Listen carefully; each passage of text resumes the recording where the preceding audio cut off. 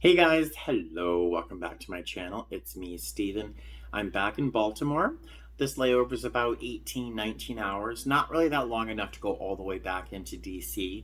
Not that I would if I could, because my feet are killing me after yesterday's excursion around DC. Girls, you know when you take your heels off after a really long day and you think it's going to be great, but you put your feet down flat on the floor and it's like, wowzers, that hurts.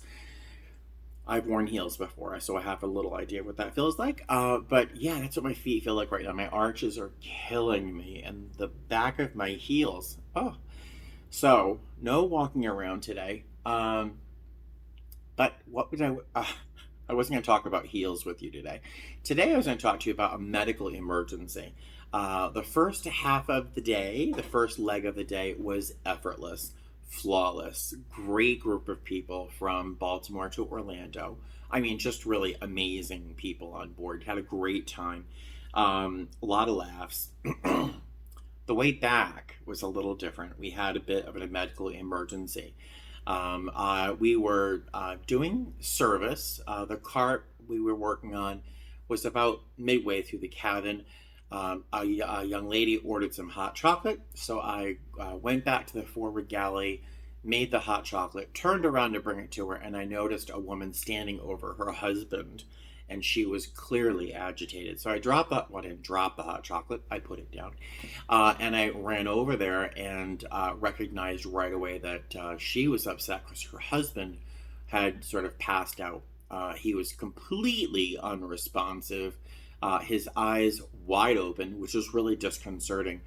And that, as I say it, it happens often enough that people sort of pass out, but their eyes are open. I'm not sure if that's typical because outside of work, I don't see people pass out that often. But it seems to be pretty common. But he was just unresponsive completely, eyes open, sweating profusely. He was really clammy. His hands were like wet. And so, when that happens, you instantly jump into action. First thought was to make sure the captain knew what was going on. Also, that we had to get that cart out of the aisle and it needed my coworker's assistance. So I rang the call bell, got her attention, said, come, secured the cart real quick. I asked her to contact the captain and get a copy of our MedLink form, which is a form that we use to gather information about the scenario so we can pass that along to MedLink, which is an emergency room somewhere on the ground somewhere. And they have a communication with the flight deck so we can get help if we need it. And while she was doing that, I grabbed a POB, a portable oxygen bottle, put it over the strap over my shoulder as I'm supposed to, and I hustled down there. And my other flight attendant, or was it the lead? I forget who did it. Our chaser. I mean, somebody, one of my coworkers, announced on the PA system that we required some assistance from medical personnel. And we were flooded with help, which is amazing. There must have been 4 or 5 different nurses on board, but there were 2 that were closest, and they jumped in and were super helpful. I am forever going to be grateful to nurses. Well, first, because they have saved my life a number of times, but they always seem to be on the plane when you really, really need them. Thank goodness. But there were these 2 nurses that were fantastic.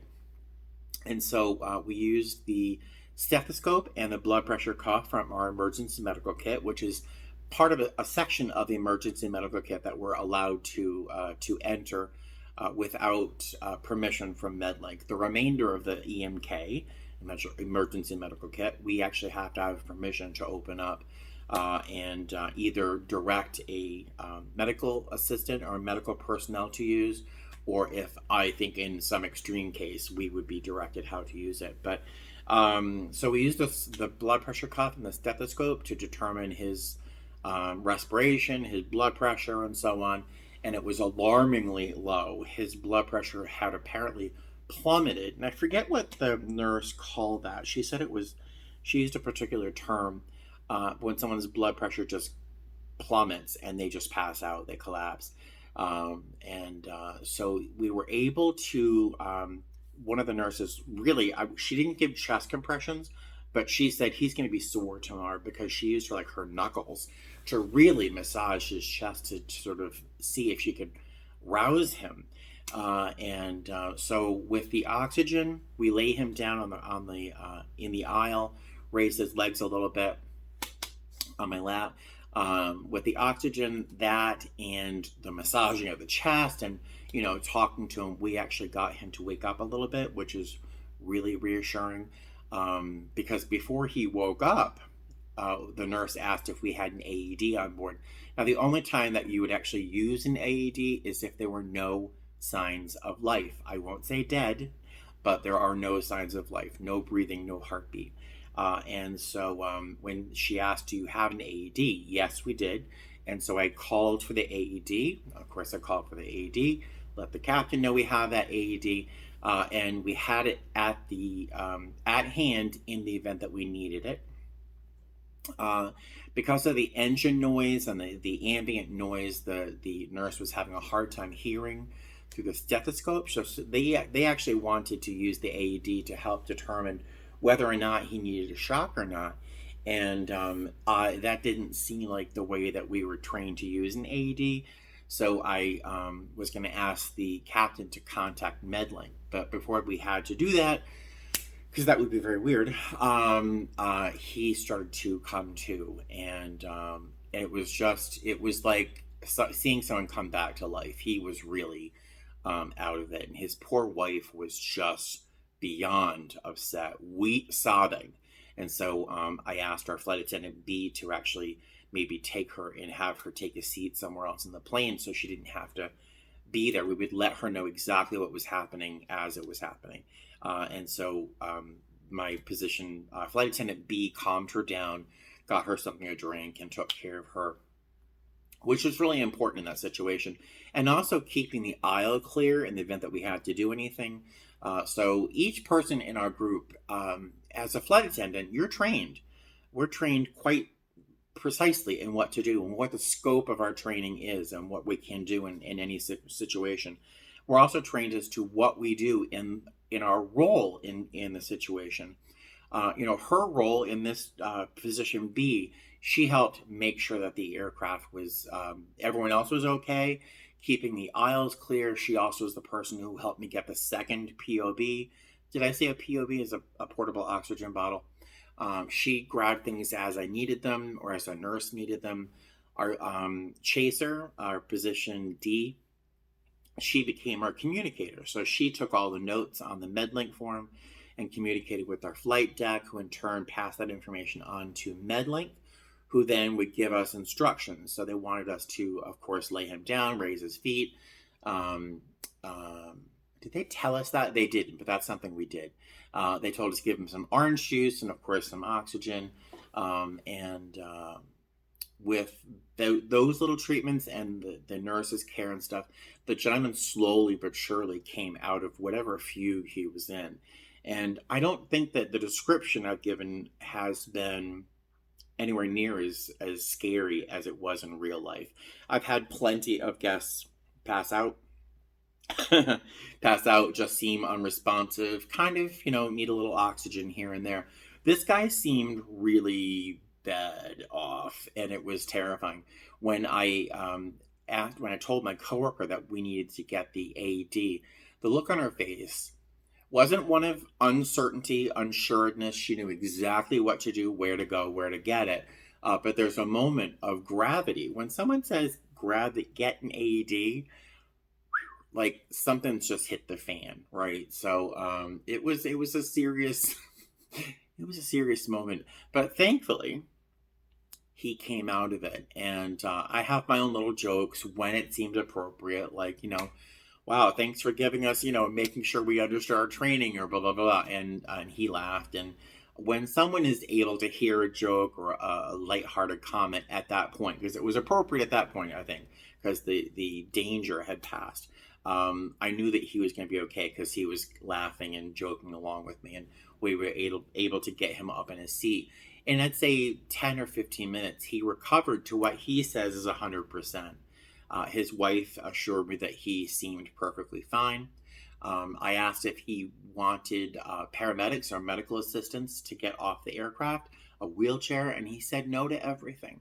But the process is at a certain point when enough of that stuff has been pulled out, like an AED, paramedics are going to be there no matter what. So I did let him know that I heard him say that and understood, but I did let him know that part of the process would involve paramedics. And But all in all, it was really scary for a few minutes. It's the first time I've actually had to grab an AED just in case, and there's that's a real moment, and we were ready to do it, and I knew what to do, which was really feels good. I was very satisfied with my understanding of what was going to have to happen, and I was very very grateful that I did not have to use that training. Um, the part that was really the most satisfying really is that, up and down the aircraft, I think someone was videotaping me at some point. Here's a pro tip for you, not to interrupt the story, but a pro tip: if we're ever on an aircraft and there's a medical emergency happening that seems pretty darn serious, don't film it. It's rude. Not that I'll tell you what to do, but if you're filming it and you're near me, I'm going to let you know that it's disrespectful. Don't do it. There's a pro tip for you. So someone was filming the whole thing. But a number of our guests up and down the aircraft told me how impressed they were with our crew and how seamless an effort it was to smoothly and effortlessly take care of the situation professionally. And so I thanked everybody who made those positive comments. And to one guy, I said, what's really weird and what makes it even more impressive to me is that until this morning, none of us really knew each other. I've flown with my coworkers in the back, one of them a few times, but I didn't know the other person or position B. And I just met our chaser that day. And what's interesting and I think fantastic is that we were all trained in the same language. We all use the same words for all the equipment. There's no way possible that we could misunderstand each other and complicate matters. We were all trained in the same manner. We all understood our roles in the situation, and we all just did the next right thing according to how we were trained. And I said, none of us knew each other. And he was very surprised because the way that we worked with each other in tandem, we just worked really, really well together. He was super impressed with us even more. And I was really proud of our crew today.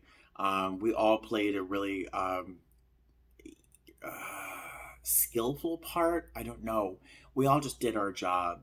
And I was really, really proud of my crew today. And I was proud of my instructors, John and Debbie.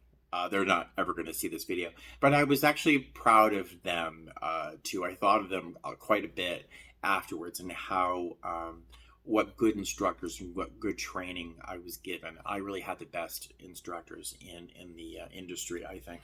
But there you go. There's my story. So I should tell you how it ended. The gentleman did not want a paramedic. He did not want a wheelchair. He did walk off the aircraft by himself. He was fine. The hug that I got from his wife was bone crushing. I kind of want to get a little emotional. She was very upset, and as you can imagine, very afraid. And when the situation turned around quickly and effortlessly, and everyone was treated with respect and care, she made her gratitude very well known. And it was a very emotional moment when she hugged me. And then she got off the plane, and a chorus of compliments from our guests, and it was a nice ending to a very dramatic leg, but of all the things to happen afterwards, we get to the airport, we go to the shuttle pickup spot, and the shuttle was right there. It was a miracle. I waited for an hour yesterday for the same shuttle, but um, came to the room and I kind of crashed. And but before I went to sleep, I wanted to share with you guys this story about my medical emergency today. I'm going to take a quick nap just for a little bit, eat something, and our bid package came out today. So I want to take a look at our bid package and plan how I want to bid for my trips for November. If you're still watching this video, hi. If you're still watching this video and you know anything about Indianapolis, I know. Um, Please do me a favor, drop a comment below and let me know about what you would suggest for a layover. I have 2 long layovers in Indianapolis this month. Um, they're next week, and then directly after that, I have 1 day off, and then I have another trip with a 24-hour layover in Indianapolis. So I've never been before, and I would love to get a suggestion as to what I should do or see or eat or do something in Indianapolis. So if you know the area, drop a comment below. If you have any questions regarding medical emergencies or how we handle things, or anything about emergency medical equipment that's on board, certainly drop a question below. I'll answer as best I can. And there you go. Thanks for watching, and I will talk to you later. Fly safe.